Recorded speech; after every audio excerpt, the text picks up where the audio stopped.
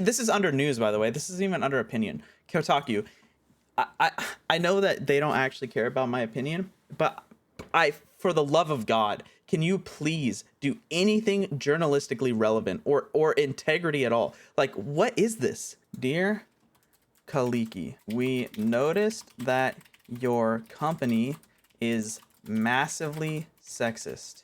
You have one female employee that is a dog. That employee is the only person on your team who isn't a sexist, misogynistic pig. Please hire women or die.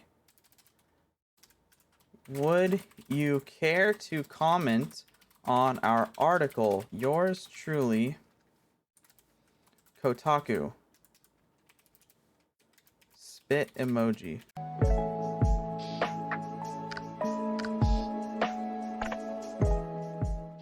Yo, what's up? So we have some interesting news that some former Blizz devs have started another company. This isn't the first time that Blizz devs have started their own like separate company, but it is recent, so I did want to talk about it a little bit. But on top of that, I wanted to also talk about how just completely abhorrent Kotaku's article on this entire situation was. So let's read like a normal article about this thing, and then let's talk about Kotaku's article.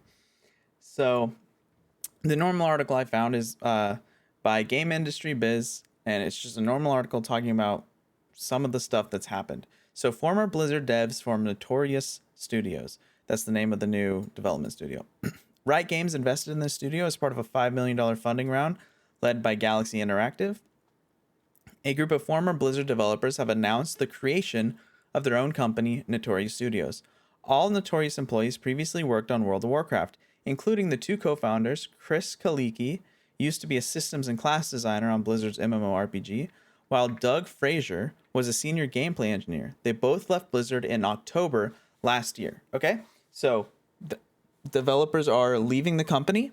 They're starting their own companies because they don't agree with industry practices, probably some misconduct by higher ups and some employees.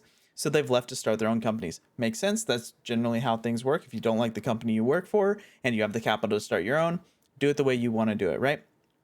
Makes perfect sense. The team currently consists of 8 people. Keep that in mind. 8 people. GamesBeat reported, with Kaliki saying he wants to grow the studio to 12 staff by early 2022. So 8 people, and they're trying to grow to 12. So it's incredibly small, right? League of Legends developer Riot Games has invested in the new studio as part of a $5 million funding round that was led by Galaxy Interactive. Okay, so they have funding already, so that shows that leading industry companies believe in them.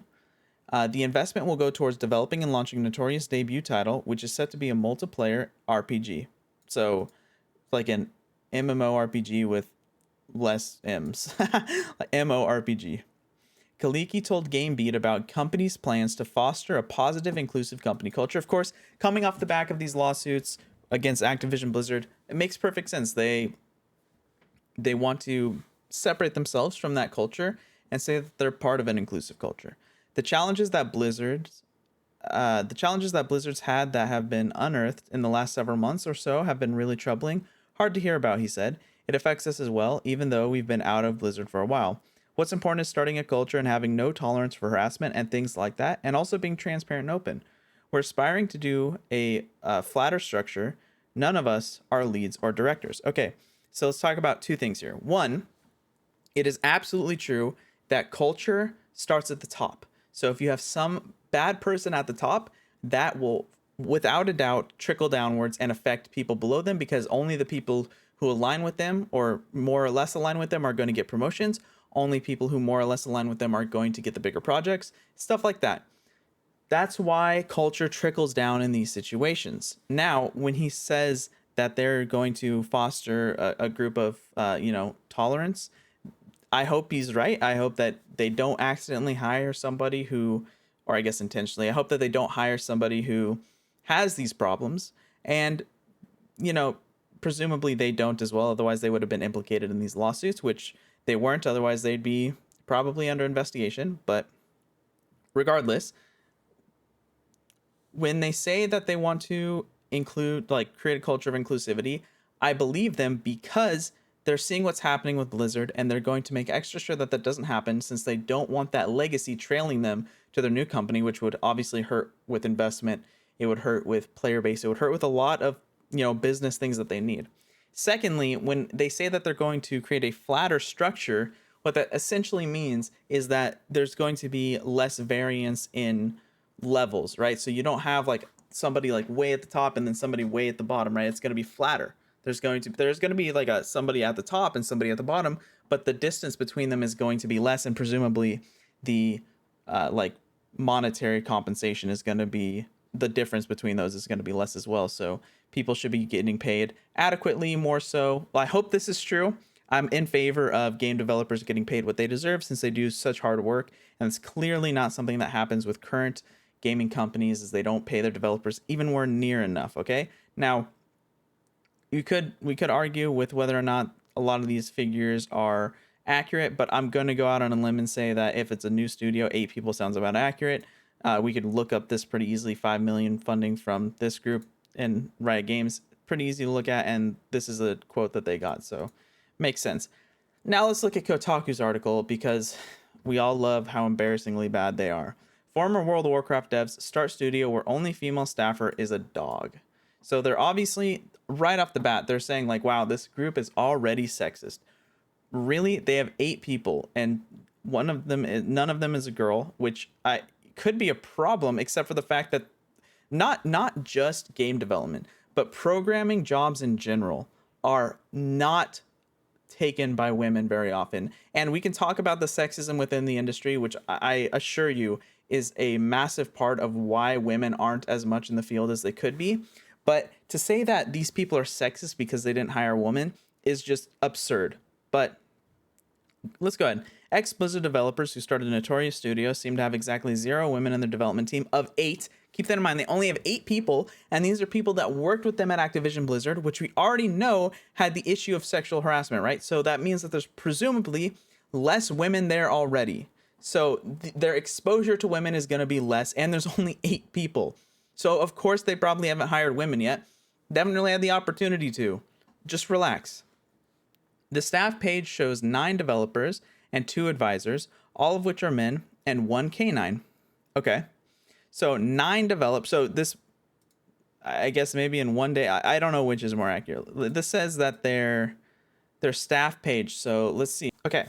So they do have 9 people here. So a little bit of an implication on this group right here. I don't know if maybe they hired them literally today.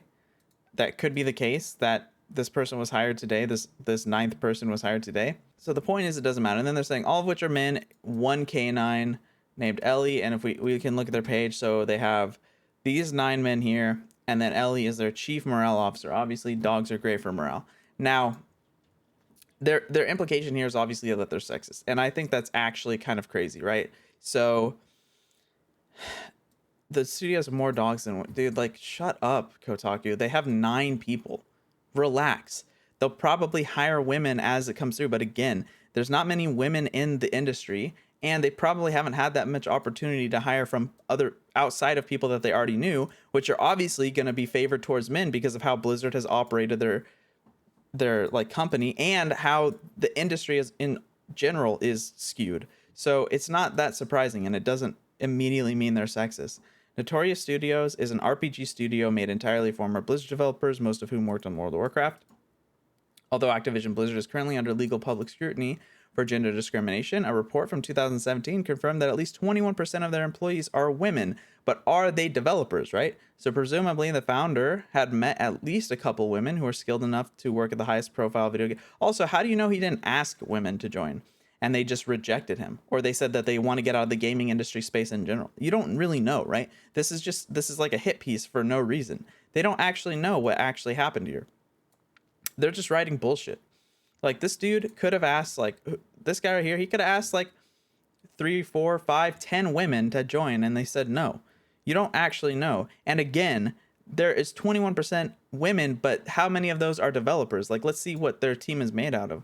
game system designer, concept artist, environmental art, gameplay engineer, system designer, gameplay system engineer, 3D artist, storyteller, concept artist, gameplay engineer, system design, gameplay engineer, server engineer, backend. So look, most of them are developers, and then the other half are artists, right? So of course there could be women artists, of course there could be women developers, but how many of them did they actually have an opportunity to meet, and how many of them did he ask? You don't know. Stop making random claims like this. This is under news, by the way. This isn't even under opinion. Kotaku.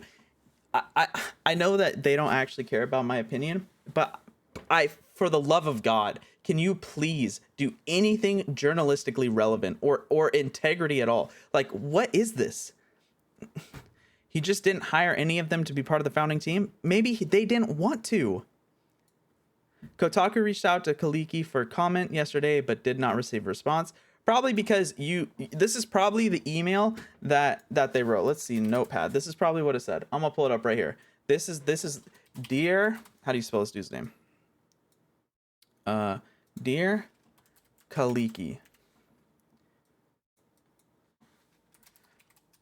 We noticed that your company is massively sexist. You have one female employee that is a dog. That employee, let's go to a new line. That employee is the only person on your team who isn't a sexist,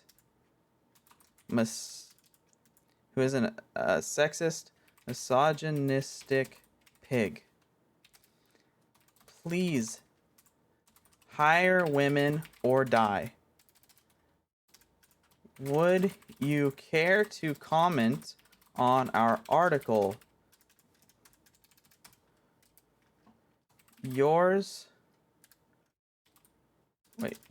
truly, Kotaku. Spit emoji. That's probably the email that they sent to him. Exactly like this. And then he said no, and they're like, well, he didn't reach out for comment. Okay. In an interview with VentureBeat, Notorious Studio co-founder Kaliki acknowledged that Blizzard faces major reckoning for gender discrimination and sexual harassment. He said that all-male team was also affected by Blizzard's troubles and offered a solution for avoiding their former employees' mistakes. What's important is starting a culture and having no tolerance for harassment, true, and things like that. Again, culture goes downwards, and being transparent and open. Kaliki said. He added that Notorious Studio has a flatter structure. We already talked about that, made up of people who wrote code, made art, and designed pieces of games rather than serving as leads or directors. Harassment usually comes from subordinate superior sort of relationship. Probably also true, because if someone's above you, you're more likely to just go along with whatever they say because you're worried about your job and your financial security. So yeah, that's probably true. It's definitely a lot harder for men to harass women if there are no women to harass. Yeah, so funny. You're so original, Kotaku. Not like this joke hasn't been made a million times before. Obviously, they didn't not hire women because it's easier to not harass them. They probably just didn't have any women who were interested in working for them.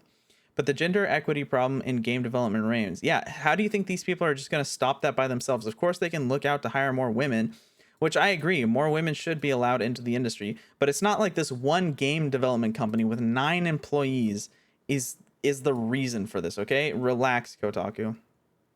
Do women have access to the large amounts of venture capital funding that's become available to studio founders during the pandemic? At Notorious Studios, the answer seems to be there's 9 people, bro. Relax. The company lists Riot Games as one of its investors, true, which is still dealing with a PR fallout of its own gender discrimination reckoning following class action lawsuit by its female employees. Again, I've talked about this in my other videos, but yeah, this was really bad, but it wasn't an investigation into their entire company about like Blizzard had, where it's like, hey, this whole company is kind of rotten. It was like, some people at this company did some bad things. We need to help the people affected. That's basically what happened. In light of all this, hopefully Kaliki will find some women to join it. Yeah. Okay, Kotaku, this is not news. This isn't news. This is a hit piece. This is entirely opinion. Nothing in here had any journalistic meaning at all.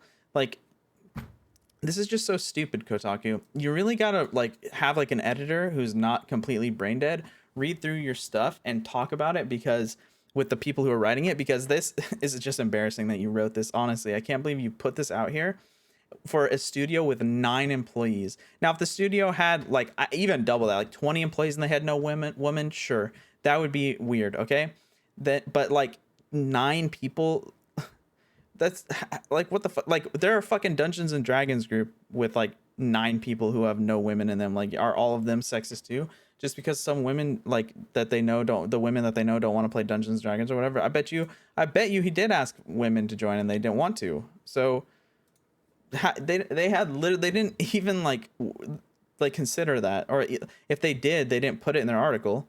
So there's another time where Kotaku has just written some complete garbage, put it out as news, and just let people digest it. So, I want to know what you guys think down in the comments. Is Kotaku just always trash and always will be trash? Do you think that they have an actual valid point here? What do you think? Let me know down in the comments. If you enjoyed the video, please like and subscribe to the channel, and let me know about other topics you are interested in, or just general things you want to talk about. I'll look into them. If I think they're interesting, I'll make videos about them and we can talk about them there. But yeah, again, thank you so much for watching. Peace.